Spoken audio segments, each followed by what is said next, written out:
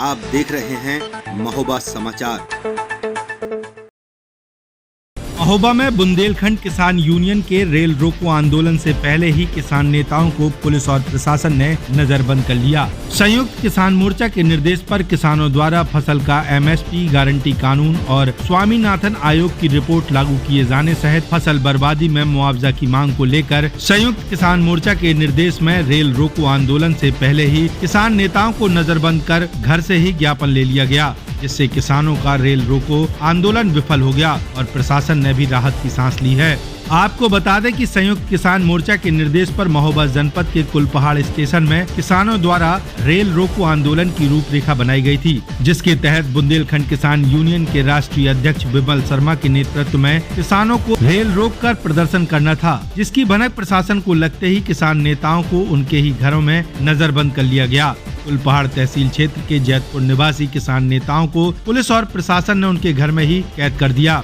बताया जाता है कि बुंदेलखंड किसान यूनियन के राष्ट्रीय अध्यक्ष अखिलेश रावत और महिला मोर्चा की प्रदेश अध्यक्ष किरण पाठक को आंदोलन करने से पहले ही घरों में कैद कर लिया गया। दोनों ही नेता किसानों को लेकर कुलपहाड़ रेलवे स्टेशन में रेल रोको आंदोलन करने जा रहे थे, मगर उनके इस आंदोलन को समय रहते प्रशासन ने विफल कर दिया। आपको बता दें कि संयुक्त किसान मोर्चा द्वारा फसल का एमएसपी गारंटी कानून और स्वामीनाथन आयोग की रिपोर्ट लागू किए जाने की मांग के साथ साथ दैवीय आपदा में फसल नुकसान के मुआवजे और प्रधानमंत्री फसल बीमा का लाभ दिए जाने की मांग को लेकर रेल रोको आंदोलन होना था। दोनों ही नेता बताते हैं कि प्रशासन ने उन्हें आंदोलन से पहले ही घरों में कैद कर दिया और सुबह जब वे उठे तो खुद को नजर कैद पाया। आंदोलन के पहले ही उन्हें रोके जाने से किसान भी बैरिंग वापस लौट गए, जिसके चलते किसान नेताओं के घर से ही प्रधानमंत्री को संबोधित ज्ञापन एसडीएम को सौंपकर मांगे पूरी किए जाने की मांग के साथ कहा कि यदि मांगे पूरी नहीं की गयी तो बहुत जल्दी बड़ा आंदोलन किसान यूनियन करेगा।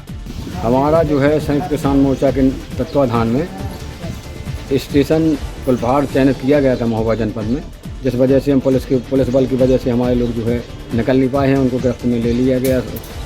इस वजह से हम लोग वहाँ ज्ञापन न दे करके किरण पाठक के आवास पर एसडीएम साहब एडीएम साहब को हमने ज्ञापन सौंप दिया है।